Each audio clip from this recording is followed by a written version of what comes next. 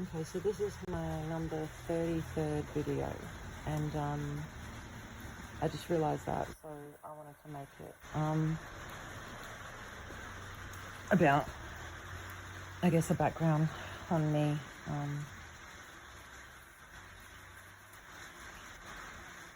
The number 33 is significant for me. When you crunch my name and date of birth, I'm a number 33. So should you choose to accept it, you can step into a bigger mission here, I guess. That's what it means. I don't know if I believe any of that stuff, but either way, the number 3 and 33 has been significant for me. Born in March. So, yeah, I was born in Gawler, South Australia. Hutchinson Hospital, 24th of March, 77. And we lived there, I don't know, I guess maybe until I was 5 or 6. Really kind of strange, I guess, across from our house. Back in the day, it was more paddocks and things like that. There's more developments and things now, but right across from our family house, there was always this big 2-story castle. Old, with like huge surrounding grounds.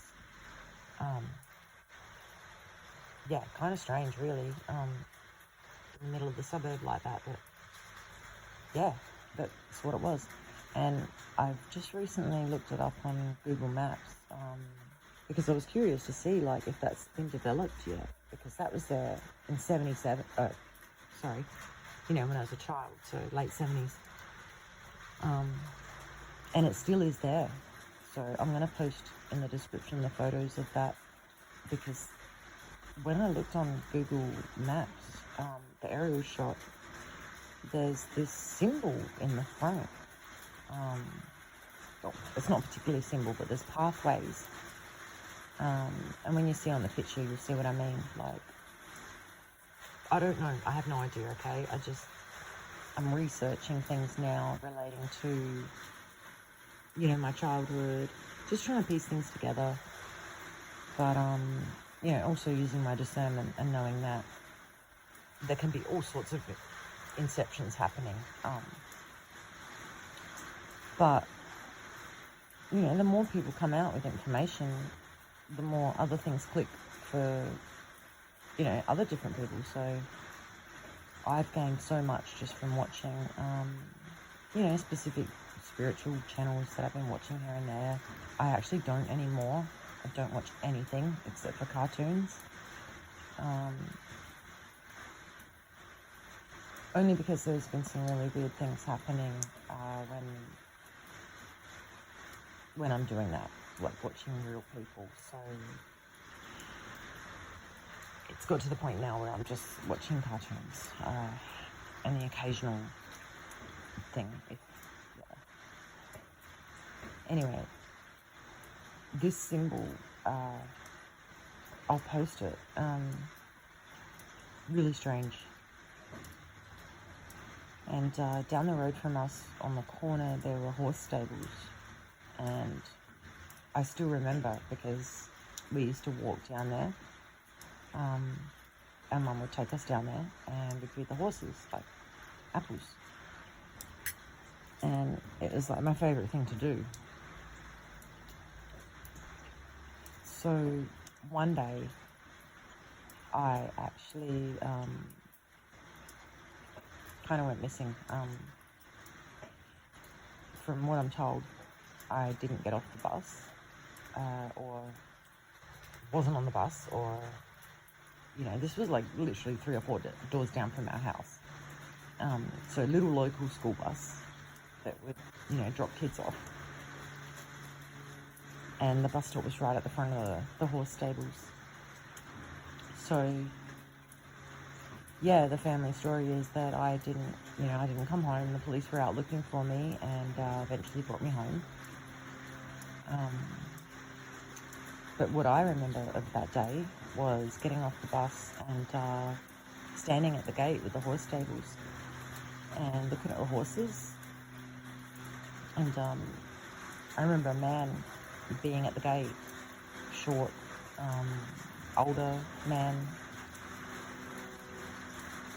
and he says something to the effect of, oh, you know, would you like to come in and I'll get you some more information on horse riding? You know, I would have been 5 years old, 6 years old maybe. And that's all I remember. That's it.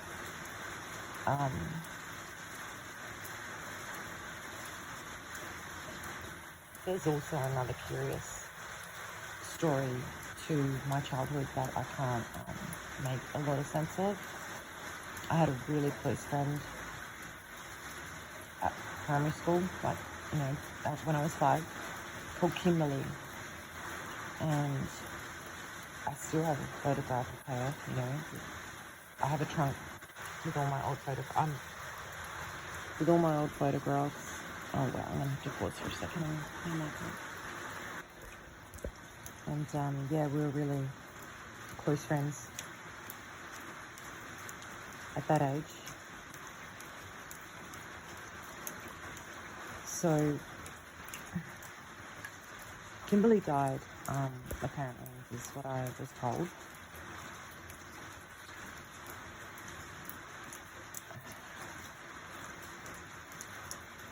Okay, I'm just going to come out and say it. I was told that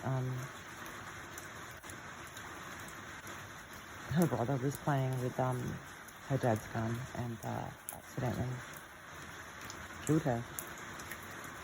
The police came to our door. That's all I remember, is the police coming to our door, and then Dad telling me that. All I remember. I mean, I was 5, so with big moments, I think there's just like skerricks of memories. Do you know what I mean? Until you can piece things together.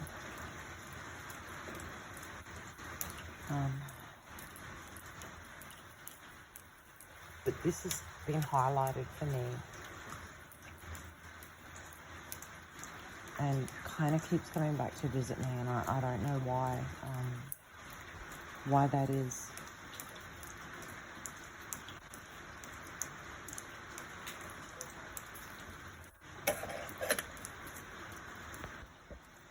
Another memory I have of Kimberly was I really only have the shoe, and the other memory I have is photo day at school. So we're all lining up for photographs, and I still have this photo as well. Kimberly brought in, you know, the little Avon lipsticks you used to get free with your Avon orders. You know, back when I was younger, that was like a kid's dream when you got a handful of those little lipsticks. Mind you, Dad sort of went off his head and did. Kimberly brought in one of them, and me and her were putting on the lipstick, and then, you know, it's only 5 or 6, so I can imagine why my dad was so angry, but yeah, so we put the lipstick on, and I'm actually shocked that when we got the photos taken that someone didn't say, rub that off. They photographed us. Probably didn't even know. But yeah, that's the other memory that I have of her. And the other memory I have from Gawler is really strange. Really, really strange. And I'm still putting this in the basket of not sure if this is something that's been planted.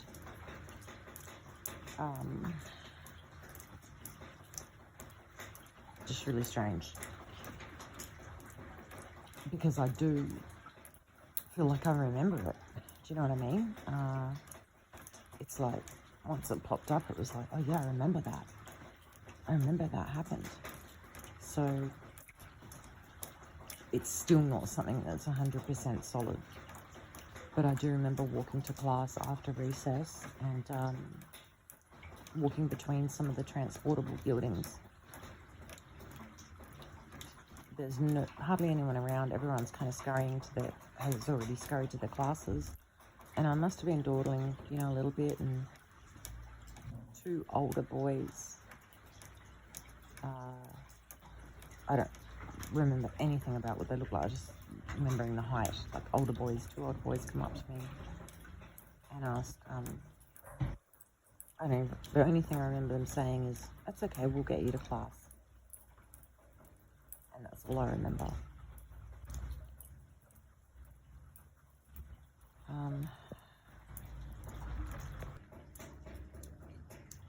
I used to have trouble sleeping when it was still daylight outside. I don't know why this is, and it's actually still affects me. It still affected me like years on now. Not really a big deal, but this affected me right into my 30s. I couldn't sleep when it was still light. It had to be completely dark so that I knew it was night. There's all sorts of speculation that I have on this. I also used to have nightmares of a giant gorilla coming down the street and smashing all the houses. And it terrorized me for years. My parents were divorcing, so we were going to Sunday school, is what they called it at the time. I don't actually remember my sister being there, but she might have been. But I remember being in a room on my own and wondering why the whole group was off doing something and I wanted to do it too. Kind of a transportable building, and I was told to just kind of wait in there, and my parents would be here soon, sort of thing. And they gave me a bag of peanuts in the shell. The peanuts where you crack the shell off. So I'm sitting there eating these peanuts, and this is just weird, really weird. And I don't know why these particular memories keep being highlighted for some reason. Since I've kind of activated my DNA, I guess you would call it, gone through a few activations during the past few years with all of this happening, as you can imagine. I mean, massive, like, trauma stuff, and then all this psychic stuff, so I guess you're connecting a lot with your higher being all the time, because, things are heavy, right? You need more of yourself to come in to support you. So you do kind of do a bit of background research, and pull up these memories again, and like look at them and see if there's anything you can find that fits for something else. These people are incredibly, they're always countering. So they're trying to plant left, right, and center, plant memories, and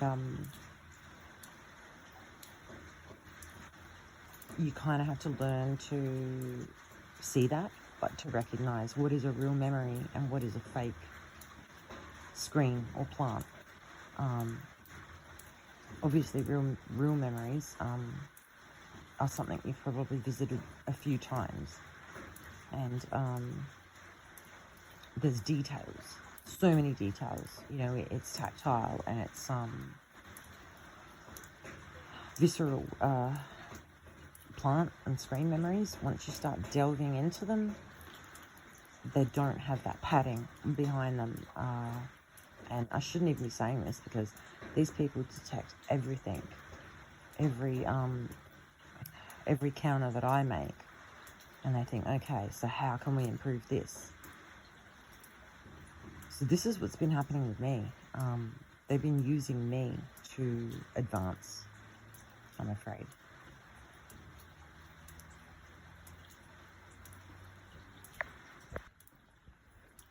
So basically, once I decided that these people have no authority over me, and I know that they don't have any power over me. I know how many of them they need to try and target me. And energetically, I know how weak they are because I've seen it. So, I mean, there was a moment back at Northfield where I heard somebody say, you know, this girl's changed her DNA. And I do think that these things happen within yourself once you reach a place of personal power and you're not giving your power away to anything anymore. You have full understanding, you know, that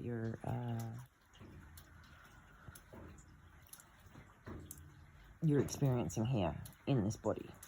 You know, this is just a vehicle for you to get around in and collect all the, you know, all the information you need and fill your bag with whatever you want to take with you, so to speak, is the way I like to put it. These kind of people fill their bags with paper. So, you know, when you get to the end, you're going to have an empty bag, I'm afraid.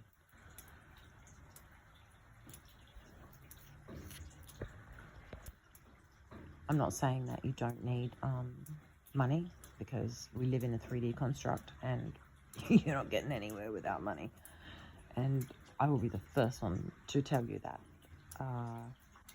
So a shift in financial power on the planet could definitely have an impact. More people that, you know, are trying to assist people, help other people level up, you know,